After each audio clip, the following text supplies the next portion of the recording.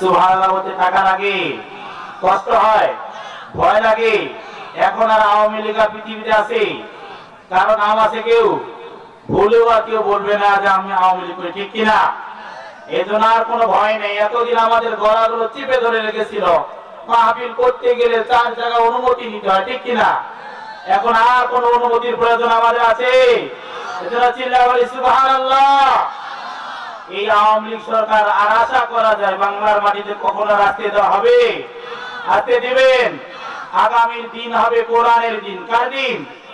আগামীর বাংলাদেশ কোরআনের বাংলাদেশ, আগামীর বাংলাদেশ ইসলামের বাংলাদেশ। কথা বলে ঠিক কিনা?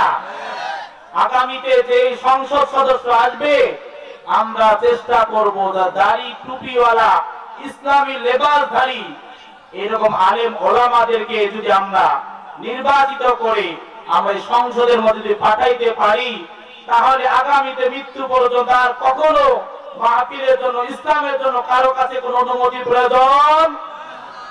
নামাজের জন্য এইভাবে আপনাকে আমাকে হাত ধরে পা ধরে বলতে হবে না, বাবারা আসেন নামাজে আসেন, নামাজ পড়তে আসেন, আল্লাহ নামাজ ফরজ করেছেন। সুদখোরকে যাইয়া সুদখোরের সামনে ভয়ে জড়ো জড়ো কথা বলতে আর হবে না।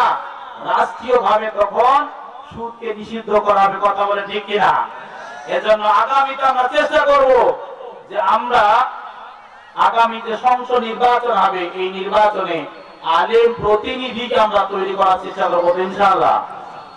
আল্লাহ সুবহানাহু ওয়া তাআলার দরবারে আমরা শুকরিয়া আদায় করি, রব্বুল আলামিন আমাদেরকে এই জান্নাতের বাগানের সামিয়ানার নিচে বসার তৌফিক দিয়েছেন।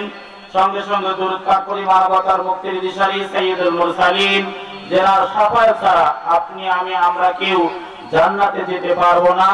এই মহামানবের উপর লাখ কোটি দরুদ ও সালাম সকলে বলি সাল্লাল্লাহু আলাইহি ওয়াসাল্লাম।